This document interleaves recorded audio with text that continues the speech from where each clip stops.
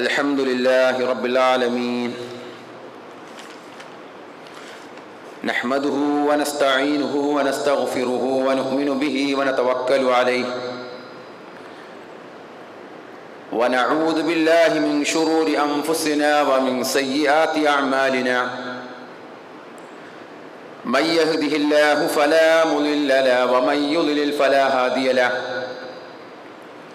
أشهد أن لا إله إلا الله وحده لا شريك له وأشهد أن محمدًا عبده ورسوله أرسله بالهدى ودين الحق ليظهره على الدين كله ولو كره المشركون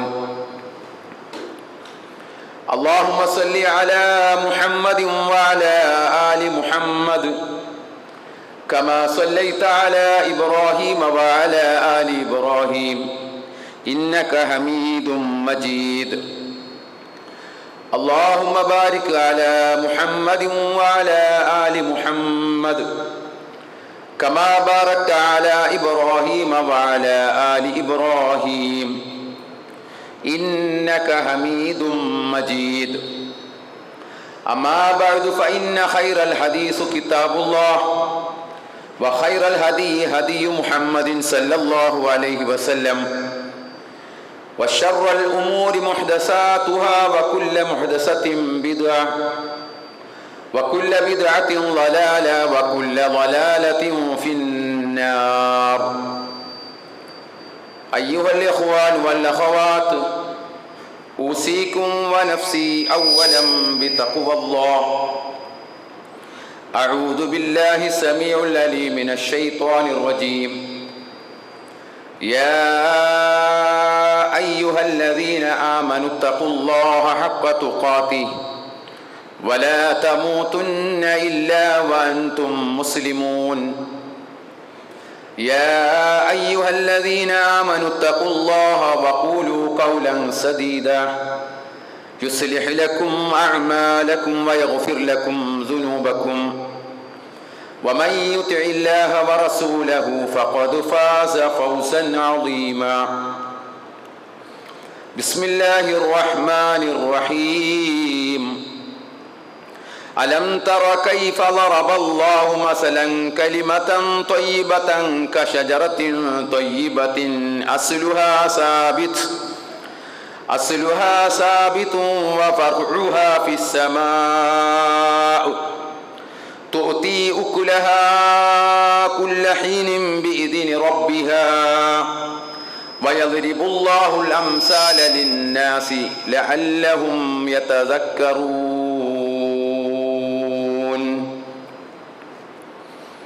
ഏറെ പ്രിയമുള്ള സഹോദരന്മാരെ, സഹോദരികളെ, സത്യവിശ്വാസികളെ, വിശ്വാസിനികളെ, പ്രപഞ്ച സൃഷ്ടാവായ റബ്ബുൽ ആലമീനായ അള്ളാഹുവിൻ്റെ വിധിവിലക്കുകൾ ജീവിതത്തിൽ പാലിച്ചുകൊണ്ട് യഥാർത്ഥ മുത്തഖീങ്ങളായി മുഅ്മിനീങ്ങളായി ജീവിക്കണമേ എന്ന് എന്നെയും നിങ്ങളെയും ഈ സന്ദർഭത്തിൽ ഓർമ്മപ്പെടുത്തുകയാണ്, ഉപദേശിക്കുകയാണ്, തഖ്വ കൊണ്ട് വസിയത്ത് ചെയ്യുകയാണ്. അല്ലാഹു സുബ്ഹാനഹു വ തആല നമ്മെ എല്ലാവരെയും അവനിഷ്ടപ്പെടുന്ന അവൻ്റെ യഥാർത്ഥ സജ്ജനങ്ങളുടെ കൂട്ടത്തിൽ ഉൾപ്പെടുത്തി അനുഗ്രഹിക്കുമാറാവട്ടെ. നമ്മളൊക്കെ വിശ്വാസികളാണ്, അഥവാ ഒരു ആദർശം സ്വീകരിച്ചവരാണ്. ആ ആദർശ ബോധം നമ്മുടെ എല്ലാവരുടെയും ഉള്ളിലുണ്ട്.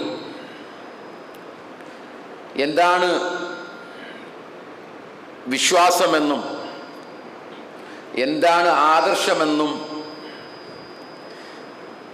നമുക്ക് കുറേ കാര്യങ്ങൾ കേട്ടും പഠിച്ചും അനുഭവിച്ചുമെല്ലാം മനസ്സിലാക്കി വച്ചിട്ടുണ്ട്. എന്നാൽ ആ ആദർശത്തിനനുസരിച്ചുള്ള പ്രവർത്തനം നമ്മുടെ ഭാഗത്തു നിന്ന് ഉണ്ടാവേണ്ടത്. വൈയക്തികവും കുടുംബപരവും സാമൂഹികവും സാംസ്കാരികവുമായ എല്ലാ രംഗത്തും ആ ഒരു ആദർശം നാം കാത്തുസൂക്ഷിക്കുകയും നിലനിർത്തുകയുമൊക്കെ ചെയ്യേണ്ടതുണ്ട്. എങ്കിൽ മാത്രമേ നാം ഒരു പരിപൂർണമായ വിശ്വാസി ആണ്, ഒരു മുഅ്മിനാണ്, ഒരു സത്യവിശ്വാസിയാണ് എന്ന് പറയാൻ പറ്റുകയും ഇന്നത്തെ നമ്മുടെ സമൂഹത്തിൻ്റെ അവസ്ഥ എടുത്ത് പരിശോധിച്ച് നോക്കിയാൽ വളരെ അധികം പരിതാപകരമാണ്. വലിയ ഒരു സമൂഹമാണ് നാം. പക്ഷേ ആ സമൂഹത്തിൻ്റെ ഉത്തരവാദിത്വം എന്താണ്? എന്താണ് നമ്മുടെ ആദർശം? എന്താണ് ഒരു മുസ്ലിമിൻ്റെ കർത്തവ്യം എന്ന് പോലും മറന്നുകൊണ്ടുള്ള ഒരു സമൂഹമായിട്ട്, ഒരു സാധാ സമൂഹമായിട്ട്, ഇവിടെ കുറേ സമൂഹങ്ങൾ ഇവിടെ ജീവിക്കുന്നുണ്ട്. ആ സമൂഹവുമായിട്ട് ഇടപഴകിക്കൊണ്ട് എന്തൊക്കെയാണോ നാം ചെയ്തുകൊണ്ടിരിക്കുക, പഠിപ്പിച്ചതും പഠിപ്പിക്കാത്തതും ഉള്ളതും ഇല്ലാത്തതും എല്ലാം ചെയ്തുകൊണ്ട് പരസ്പരം അങ്ങോട്ടും ഇങ്ങോട്ടും വിശ്വാസവും ആദർശവും എല്ലാം കൂട്ടിക്കുഴച്ചുകൊണ്ടുള്ള ഒരു ജീവിതമാണ് ഇന്ന് ഈ സമൂഹത്തിൽ കണ്ടുവരുന്നത്. നമ്മളും മറ്റുള്ളവരും തമ്മിൽ യാതൊരു വ്യത്യാസവുമില്ലാതെ, ഒരുപക്ഷെ അവരെക്കാൾ വളരെ തരം താണ മോശമായ അവസ്ഥയിലാണ് ഈ സമൂഹം ഇന്ന് ജീവിച്ചുകൊണ്ടിരിക്കുന്നത് എന്ന് ഞാൻ പറയാതെ തന്നെ നിങ്ങൾക്കും ഒക്കെ അറിയാവുന്ന കാര്യം. ഇന്ന് ഈ സമൂഹം എത്തിപ്പെട്ടിരിക്കുന്ന അവസ്ഥകൾ പറയുമ്പോൾ പറയാൻ ലജ്ജിക്കുന്ന തരത്തിലാണ്. അത്രമാത്രം വളരെ മോശകരമായ അവസ്ഥയിലേക്ക് ഈ സമൂഹം തരം താണുപോയി എന്ന് പറയാതിരിക്കാൻ പറ്റുകയില്ല. ഇന്നത്തെ ഈ സമൂഹത്തിൻ്റെ ഒരു ചെറിയ ചിത്രം നമുക്ക് നമ്മളുടെ കാലികമായ ദൈനംദിനേനയുള്ള പത്രത്താളുകളിൽ ഒന്ന് പരിശോധിച്ചാൽ, ഒന്ന് ഓടിച്ച് പരിശോധിച്ച് നോക്കിയാൽ മതി. ഈ സമൂഹത്തിൻ്റെ എല്ലാ വിധത്തിലുമുള്ള അപചയം, എല്ലാ വിധത്തിലുമുള്ള മോശകരമായ പ്രവർത്തനം എവിടെയാണ് എത്തി നിൽക്കുന്നത് എന്ന് നമുക്കെല്ലാവർക്കും എളുപ്പത്തിൽ ബോധ്യപ്പെടുന്ന കാര്യം. ഈ ഇന്നത്തെ കാലഘട്ടത്തിൽ കുറ്റകൃത്യങ്ങളിൽ പിടിക്കപ്പെടുന്നവരുടെ കൂട്ടത്തിൽ, ക്രിമിനലുകളുടെ കൂട്ടത്തിൽ ആളുകൾ പിടികൂടപ്പെടുമ്പോൾ ഒരു 10 പേരെ എടുത്താൽ ഒരു 4 or 5 ആളുകൾ ഈ സമൂഹത്തിൽ നിന്നുള്ളവരാണ് എന്നത് എത്രമാത്രം മോശകരം. പണ്ട് നമ്മളൊക്കെ കാത്തു സൂക്ഷിച്ചു പോന്നിരുന്ന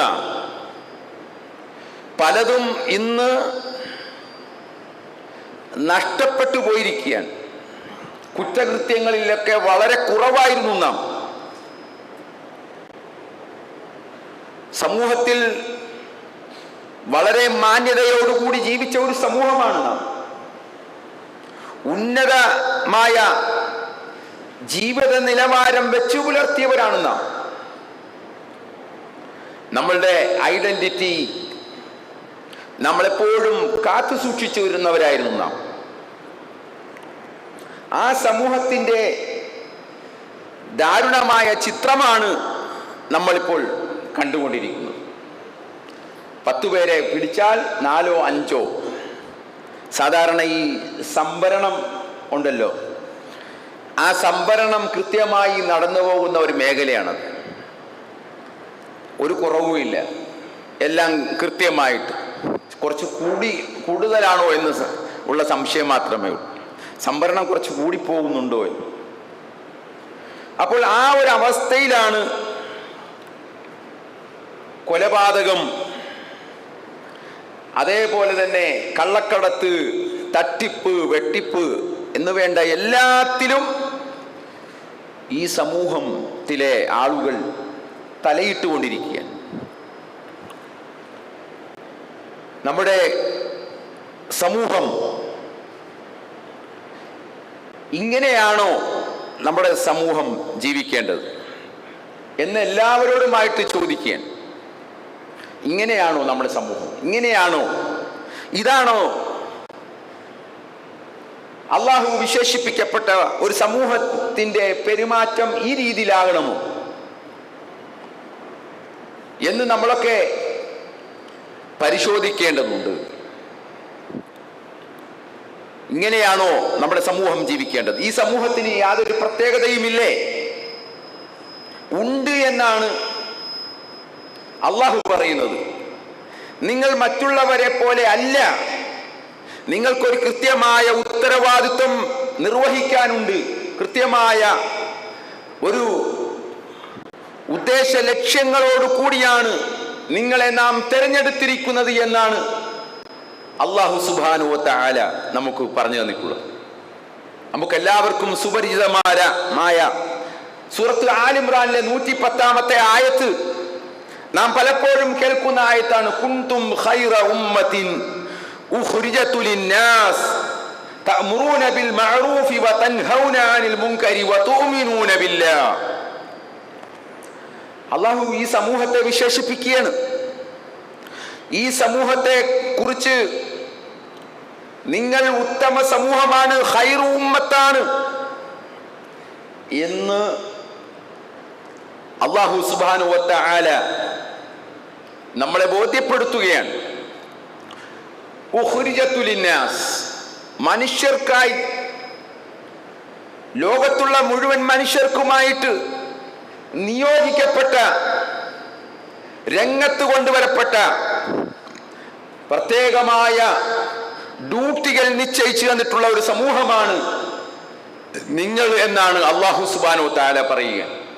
എന്താണ് നിങ്ങളുടെ ഡ്യൂട്ടി? തഅമുറൂന ബിൽ മഅറൂഫ്, നിങ്ങൾ നന്മ കൽപ്പിക്കുകയും വതൻഹൗന അനിൽ മുൻകർ, തിന്മ വിരോധിക്കുകയും ചെയ്യുന്നവരാണ് നിങ്ങൾ. വതുഅ്മിനൂന ബില്ലാഹ്, നിങ്ങൾ അല്ലാഹു, ഉന്നതനായ അല്ലാഹു വിശ്വസിക്കുന്നവരാണ് നിങ്ങൾ. 3 കാര്യങ്ങളാണ് അല്ലാഹു ഇവിടെ എടുത്തു പറയുന്നത്.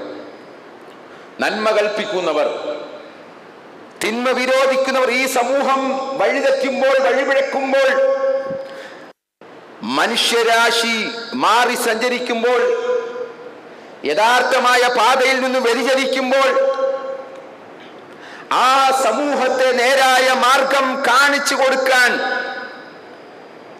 ഏൽപ്പിക്കപ്പെട്ട സമൂഹമാണ് നിങ്ങൾ എന്നാണ് അല്ലാഹു പറയുന്നത്.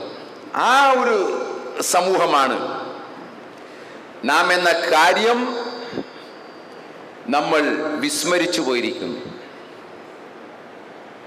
നമ്മൾ ഇന്ന് നമ്മുടെ അസ്തിത്വവും വ്യക്തിത്വവും കളഞ്ഞു കുളിച്ചിരിക്കുകയാണ്. നമുക്ക് ഒരു സ്വത്വമുണ്ട്, നമുക്കൊരു പ്രത്യേകതയുണ്ട് എന്നുള്ള കാര്യം നമ്മൾ മറന്നുപോയിരിക്കുക. എന്നിട്ടോ ഒഴുക്കിനനുസരിച്ച് നീന്തുകയാണ്. ജനങ്ങൾ എങ്ങനെ ജീവിക്കുന്നു അങ്ങനെ കൂട്ടം കൂടികളായിട്ട്, കൂട്ടത്തിൽ കൂടുന്നവരായിട്ട്, ഈ സമൂഹത്തിനനുസരിച്ച് എങ്ങനെ എല്ലാമാണോ എങ്ങനെയെങ്കിലും ഒക്കെ അവര് ജീവിക്കുന്നു, അവരങ്ങനെ ചെയ്യുന്നു, അവരെന്ത് ചെയ്യുന്നു, അത് നോക്കി അവരെ പിൻപറ്റുന്ന തരത്തിലേക്ക് നമ്മൾ മാറിപ്പോയിരിക്കുക. സഹോദരങ്ങളെ, അവിടെയാണ് നമ്മൾ ശ്രദ്ധിക്കേണ്ടത്, നമ്മൾ മനസ്സിലാക്കേണ്ടത്. നമ്മൾ അങ്ങനെയല്ല. ഒരു ഉത്തരവാദിത്വമുള്ള ഒരു ജനതയാണ് നമ്മൾ. ഈ സമൂഹത്തോട് നമുക്ക് ചിലതെല്ലാം നിർവഹിക്കാനുണ്ട് എന്ന് അള്ളാഹു പറഞ്ഞു തരികയാണ്. കേവലമായ ഒരു ജാതിയല്ല നാം. കുറേ എണ്ണമുള്ള, കുറേ അംഗങ്ങളുള്ള ഒരു ജാതിയായിട്ട് തരം താഴാൻ പാടില്ല. മറിച്ച് എണ്ണത്തിലല്ല, ക്വാളിറ്റിയിലാണ് കാര്യം ഇരിക്കുന്നത്. ക്വാളിറ്റിയുള്ള മുസ്ലിമായി മാറണം. ഇന്ന് മുസ്ലിമീങ്ങളുടെ അവസ്ഥ, ആരുമായിട്ട് മുസ്ലിമായിട്ട് പണ്ടൊക്കെ കച്ചവടം ചെയ്യാനും അങ്ങനെയുള്ള കാര്യങ്ങളിലൊക്കെ ഇടപാടുകളൊക്കെ നടത്താനും ഒക്കെ ആളുകൾക്ക് വിശ്വാസമായി. ഇന്ന് മാറിപ്പോവുകയാണ്. നമ്മളെക്കുറിച്ചുള്ള വിശ്വാസം നഷ്ടപ്പെട്ടു പോയി. നമ്മളെക്കുറിച്ചുള്ള ആ ഒരു ധാരണയെല്ലാം മാറി മറിഞ്ഞിരിക്കുന്നു. ഇന്ന് ഒന്നിനും കൊള്ളാത്ത സമൂഹമായിട്ട് മാറിയിരിക്കും. അപ്പം അതുകൊണ്ട് നമ്മൾ മനസ്സിലാക്കേണ്ടത്, നമ്മൾ സത്യവിശ്വാസികളാണ്. അത് എപ്പോഴും പറഞ്ഞുകൊണ്ടിരിക്കണം. ആ സത്യവിശ്വാസികൾക്ക് ചില ക്വാളിറ്റികളുണ്ട്, ചില അടയാളങ്ങളുണ്ട്, ചില മാതൃകകളുണ്ട്. അത് മനസ്സിലാക്കേണ്ടതുണ്ട്. കേവലമായ ഒരു വിശ്വാസമല്ല നാം വെച്ചു പുലർത്തുന്നത്. അള്ളാഹുവിലുള്ള വിശ്വാസം, പരലോകത്തിലുള്ള വിശ്വാസം, അത് രണ്ടും മതി. അത് രണ്ടും മതി നമ്മൾ നല്ല വിശ്വാസികളായി മാറാൻ, നല്ല മനുഷ്യരായി മാറാൻ, നല്ല സ്വഭാവമുള്ള ആളുകളായി മാറാൻ. ഇത് രണ്ടും മതി. പക്ഷേ ഇന്ന് ആ വിശ്വാസം നമ്മുടെ എല്ലാം മനസ്സുകളിൽ നിന്ന് എടുത്തു പോയിരിക്കുകയാണ്. നമുക്ക് പേടിയില്ല, റബ്ബിനെ ഭയമില്ല, ആരെയും ഭയമില്ല. ആ ഒരു അവസ്ഥയിലേക്ക് നമ്മൾ മാറിപ്പോയിരിക്കുക. അല്ലാഹു സുബ്ഹാനഹു വ തആല വിശ്വാസികൾ എന്നത് ഒരു ഉദാഹരണത്തിലൂടെ നമ്മളെ പഠിപ്പിക്കുക. അലം തറ കൈഫ ളറബ അല്ലാഹു മസലൻ കലിമതൻ ത്വയ്യിബതൻ കശജറത്തിൻ ത്വയ്യിബ അസ്ലുഹാ സാബിതുൻ വഫർഉഹാ ഫിസ്സമാ തുഅതി ഉകുലഹാ കുല്ല ഹീനിൻ ബിഇذن റബ്ബിഹാ വയദ്രിബു അല്ലാഹു അൽഅംസാല ലിന്നാസി ലഅല്ലഹും യതദക്കറൂൻ.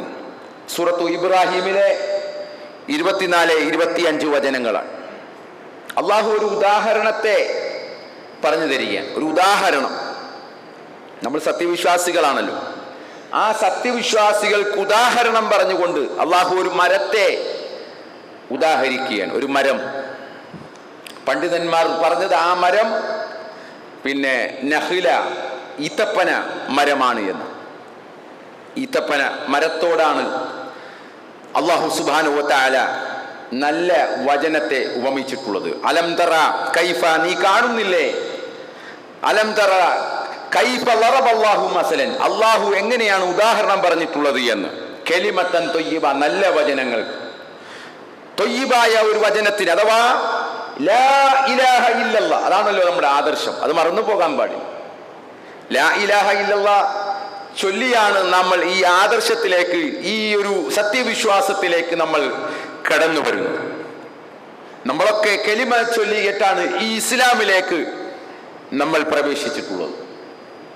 ആ കലിമത്തൻ ത്വയ്യിബയ്ക്ക് അല്ലാഹു ഉദാഹരണം കശജറത്തിൻ ത്വയ്യിബ, ഒരു മരത്തെ പോലെയാണ്.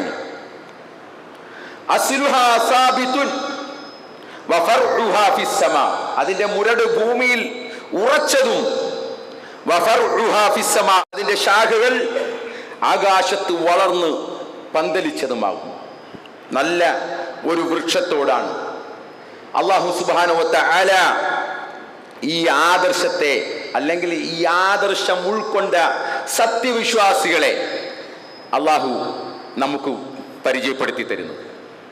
എന്തായിരിക്കും? അസ്ലുഹാ സാബിതുൻ, അവൻ അടിയുറച്ച ഈമാനുള്ളവനാണ്, അടിയുറച്ചു നിൽക്കുന്നവനാണ്. ഏതേതു കാലഘട്ടത്തിലും, കാറ്റിലും കോളിലും ഉലഞ്ഞു പോകാതെ, ആടിപ്പോകാതെ, തകർന്നു പോകാതെ ഉറച്ചു നിന്നുകൊണ്ട് മുന്നോട്ട് പോകുന്ന ഒരു സത്യവിശ്വാസി. ആ സത്യവിശ്വാസി വഫർഉഹാ ഫിസ്സമാ, അവന്റെ ആ സ്വഭാവത്തെ സംബന്ധിച്ച് അല്ലാഹു പറയുകയാണ്. അവൻ അതിൻ്റെ ശാഖകൾ അത് അന്തരീക്ഷത്തിൽ പടർന്നു പന്തലിച്ചു നിൽക്കുന്ന, അതായത് എല്ലാത്തിനും തണലുകൾ നൽകുന്ന, അങ്ങനെയുള്ള ഉപകാരമുള്ള, മനുഷ്യർക്ക് ഗുണമുള്ള ഒരു മരമായിട്ട് അല്ലാഹു ഉദാഹരിക്കുക. തുഅതി ഉക്ലഹാ കുല്ല ഹീനിൻ ബിഇദ്നി റബ്ബിഹാ, അതിന്റെ റബ്ബിന്റെ കൽപ്പന പ്രകാരം ആ മരം എല്ലാ കാലഘട്ടത്തിലും മനുഷ്യർക്ക് അതിന്റെ ഫലം അത് നൽകിക്കൊണ്ടിരിക്കും. എല്ലാ സമയത്തും മനുഷ്യർക്ക് അതിന്റെ ഫലം കിട്ടിക്കൊണ്ടിരിക്കും ഇവനിൽ, ഈ മരത്തിൽ നിന്ന്. അഥവാ ഒരു സത്യവിശ്വാസിയിൽ നിന്ന് മറ്റുള്ളവർക്ക്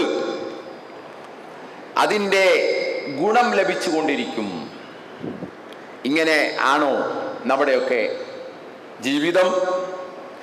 ഇങ്ങനെ ഈ ഒരു ലാ ഇലാഹ ഇല്ലല്ലാഹ് എന്ന ഈ കലിമത്തൻ ത്വയ്യിബയാണോ നാം അകമേ സ്വീകരിച്ചിട്ടുള്ളത്, നാം ഉൾക്കൊണ്ടിട്ടുള്ളത് എന്ന് നമ്മൾ പരിശോധിക്കേണ്ടതുണ്ട്. വയദ്രിബുല്ലാഹുൽ അംസാല ലിന്നാസി ലഅല്ലഹും യതദക്കറൂൻ, മനുഷ്യർക്ക് ആലോചിക്കാൻ വേണ്ടി അല്ലാഹു സുബ്ഹാനഹു വ തആല ഉദാഹരണങ്ങൾ പറഞ്ഞു തരിക. അപ്പോൾ ഇങ്ങനെ ആയിരിക്കണം ഒരു സത്യവിശ്വാസിയായിട്ട് ജീവിക്കേണ്ടത്. എന്നാൽ ഇന്ന് ഈ ലാ ഇലാഹ ഇല്ലല്ലാഹു സ്വീകരിച്ച ആളുകളുടെ ജീവിതം മുന്നിൽ വെച്ചുകൊണ്ട് പരിശോധിച്ചു നോക്കുക. അവർ ഈ പറയുന്നത് പോലെ അടിയുറച്ച ഈമാനുള്ള ആളുകളാണോ? ഏതേതു കാലഘട്ടത്തിലും അവർക്ക് ഉറച്ചു നിൽക്കാൻ സാധിക്കുന്നുണ്ടോ? പലവിധത്തിലുള്ള പരീക്ഷണങ്ങൾ ഓരോന്നായി കടന്നു വരുമ്പോൾ നമ്മുടെയൊക്കെ നിലപാടുകൾ എങ്ങനെയാണ് എന്ന് നാം പരിശോധിക്കേണ്ടതുണ്ട്. പലപ്പോഴും നമ്മൾ തകർന്നു പോവുകയാണ്, നമ്മൾ വീണു പോവുകയാണ്, നമ്മളുടെ ചുവടുകൾ നഷ്ടപ്പെടുകയാണ്. നമ്മൾ അവിടെ ഉറച്ചു നിൽക്കാൻ സാധിക്കുന്നില്ല. പ്രതിസന്ധി ഘട്ടങ്ങളിൽ, പ്രയാസവേളകളിൽ റബ്ബിനെ കൈവിടുന്നവരായിട്ടാണ് നമ്മൾ മാറുന്നത്. ആ ഒരു തരത്തിലുള്ള ജീവിതമാണ്. അതുപോലെ തന്നെ ജനങ്ങൾക്ക് ഉപകാരം ചെയ്യുന്നതിന് പകരം ഉപദ്രവമാണ് ഉണ്ടായിക്കൊണ്ടിരിക്കുന്നത്. കാശ്മീരിലെ വിഷയം ഇവിടെ എന്താണ്? കാശ്മീർ സംഭവം ഉണ്ടായി. വളരെ അധികം അപലപിക്കപ്പെടേണ്ട കാര്യമാണ് അവിടെ ഉണ്ടായത്. മതത്തിന് ഒരിക്കലും തീവ്രവാദമില്ല. മതം നിരപരാധിയാണ്. ഒരു മതവും മനുഷ്യരെ കൊല്ലാൻ പഠിപ്പിക്കുന്നില്ല. ഇസ്ലാം പ്രത്യേകിച്ചും ഒരാളെ അകാരണമായി കൊന്നാൽ മനുഷ്യരെ മുഴുവൻ കൊന്നത് മാതിരിയാണ് എന്നാണ് ഖുർആൻ നമുക്ക് പഠിപ്പിച്ചു തരുന്നത്. ഒരാളെ രക്ഷപ്പെടുത്തിയാൽ മനുഷ്യരെ മുഴുവൻ രക്ഷപ്പെടുത്തിയത് എന്നാണ് ഖുർആൻ നമുക്ക് പഠിപ്പിച്ചു തരുന്നത്. അപ്പോൾ അങ്ങനെയുള്ള ആ മതത്തിന്റെ അനുയായികൾക്ക് ഒരിക്കലും ഭീകരവാദിയോ തീവ്രവാദിയോ ആളുകൾ മനുഷ്യരെ കൊല്ലാനോ സാധിക്കുകയില്ല. അപ്പോൾ ഇതൊരിക്കലും ചെയ്യാൻ പാടില്ല.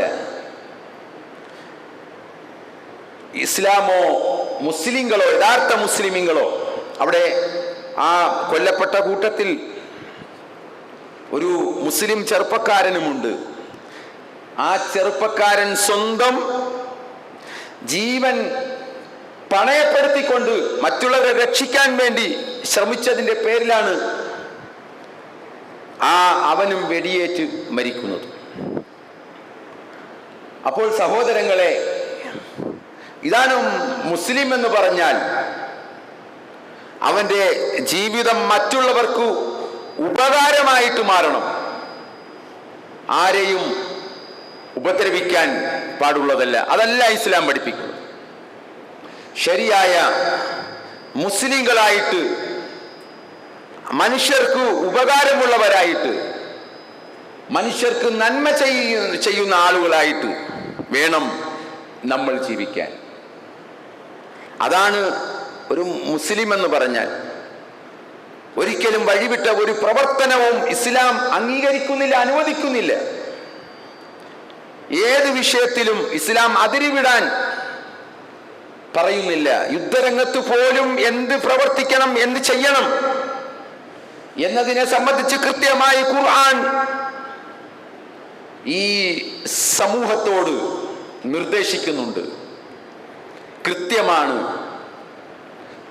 ഈ ഒരു യുദ്ധത്തിൽ സ്ത്രീകളെ കൊല്ലരുത്, മരം മുറിക്കരുത്, സിനഗോഗുകൾ തകർക്കരുത് എന്നുള്ള കൃത്യമായ അധ്യാപനങ്ങളാണ് ഖുർആൻ നൽകിക്കൊണ്ടിരിക്കുന്നത്. അങ്ങനെയുള്ള ഇസ്ലാമിനെ പ്രതിക്കൂട്ടിലാക്കാൻ പലരും ശ്രമിച്ചുകൊണ്ടിരിക്കുകയാണ്. എന്തെങ്കിലും ഒരു കിട്ടാൻ കാത്തിരിക്കുകയാണ്. അതുകൊണ്ട് ഇത്തരത്തിലുള്ള തീവ്രവാദത്തിലേക്കും ഭീകരവാദത്തിലേക്കും വീണു പോകുന്ന ആളുകൾ ചിന്തിക്കേണ്ടതുണ്ട്. ഇവിടെ നിരപരാധികളാണ് കൊല്ലപ്പെടുന്നത്, നിരപരാധികളുടെ ജീവനാണ് നഷ്ടപ്പെടുന്നത്. ഇവരെന്ത് ചെയ്തു? കാശ്മീർ കാണാനും അവിടുത്തെ ഭംഗി ആസ്വദിക്കാനും പോയ ആളുകളാണ്. 10-26 ആളുകൾ. അവരെന്ത് തെറ്റാണ് ചെയ്തത്? ഇവരെ കൊന്നിട്ട് ഇവർക്കെന്ത് നേട്ടമാണ് എന്ന് മാത്രമല്ല, ഇതിന്റെ പേരിൽ ഇനി എത്ര നിരപരാധികളാണ് പിടികൂടപ്പെടുന്നതും തുറങ്കിലടക്കപ്പെടുന്നതും പീഡിപ്പിക്കപ്പെടുന്നതും? എത്ര നിരപരാധികളാണ്? ഒരു ഭാഗത്ത് ഇവിടെ ജനങ്ങളെ ഭിന്നിപ്പിക്കാനും മതത്തിന്റെ പേരിൽ തമ്മിലടിപ്പിക്കാനും ആളുകൾ ശ്രമങ്ങൾ നടത്തുമ്പോൾ, ബാക്കിയുള്ള ആളുകളിൽ പോലും വർഗീയ ചിന്ത വളർത്താൻ മാത്രമേ ഇത്തരം ഈ ആക്രമണങ്ങൾ സഹായിക്കുകയുള്ളൂ എന്ന് നാം തിരിച്ചറിയണം. നമ്മൾ അങ്ങനെ വികാരപരമായി എടുത്തു ചാടേണ്ടവരല്ല. നമുക്കിവിടെ നീതിയും ന്യായവും ഒക്കെ ലഭിക്കേണ്ടതുണ്ട്. അതിന് കൃത്യമായ മാർഗങ്ങളുണ്ട്. ഇവിടെ നീതിന്യായ വ്യവസ്ഥകളുണ്ട്. നമുക്കറിയാം, നമ്മൾക്ക് നീതി നിഷേധിക്കപ്പെടുന്നുണ്ട്. നമുക്ക് പലവിധത്തിലുള്ള പ്രയാസങ്ങളുണ്ട്. പല തരത്തിലുമുള്ള പീഡനങ്ങൾ ഉണ്ട്. പല നിരപരാധികളും, ഒരു തെറ്റും ചെയ്യാത്ത നിരപരാധികൾ ജയിലിൽ അടക്കപ്പെട്ടിട്ടുണ്ട്. ഇതൊക്കെ ശരിയാണ്. പക്ഷേ അതിൻ്റെ പേരിൽ നിരപരാധികളെ കൊല്ലാൻ ഒരിക്കലും പാടുള്ളതല്ല. അപ്പൊ അതുകൊണ്ട് സഹോദരങ്ങളെ, ഞാൻ പറഞ്ഞത് ഈ വിശ്വാസം സ്വീകരിച്ച, സത്യവിശ്വാസം ഉൾക്കൊണ്ട ആളുകളിൽ നിന്ന് മറ്റുള്ളവർക്ക് ലഭിക്കേണ്ടത് ഉപകാരമാണ്, ഉപദ്രവമല്ല. അവരിൽ നിന്ന് ലഭിക്കേണ്ടത് അത്തരത്തിലുള്ള നന്മകളാണ് ലഭിക്കേണ്ടത് എന്ന് നമ്മൾ മനസ്സിലാക്കണം. ഇവിടെ എന്തുകൊണ്ടാണ് ഇങ്ങനെ ഒക്കെ ആളുകൾ ഈ തെറ്റുകളിലേക്കും മറ്റുള്ളതിലേക്കും ഒക്കെ പോകുന്നത് എന്നത് നമ്മൾ ആലോചിക്കേണ്ട വിഷയമാണ്.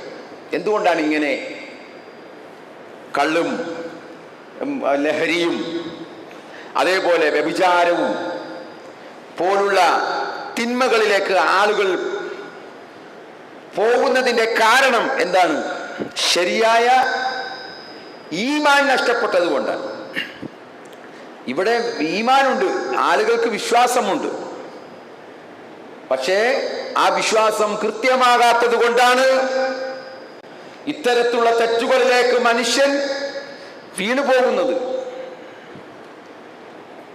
അവർക്ക് ഇവിടെ പല പള്ളികളുടെ കുറവുണ്ടോ? ഒരു മനുഷ്യരെ നന്നാവാൻ, മനുഷ്യർക്ക് ഈ സമൂഹത്തിന് ആളുകൾക്ക് പള്ളിയില്ലാഞ്ഞിട്ടാണോ ഇത്തരം പ്രവർത്തനങ്ങളിലേക്കൊക്കെ പോയി വഴിതെറ്റി പോകുന്നത്? പള്ളിയില്ലാഞ്ഞിട്ടാണോ? വഅളില്ലാഞ്ഞിട്ടാണോ? ഉപദേശമില്ലാഞ്ഞിട്ടാണോ? 4 ഭാഗത്തു നിന്നും അടിച്ചു കയറുകയല്ലേ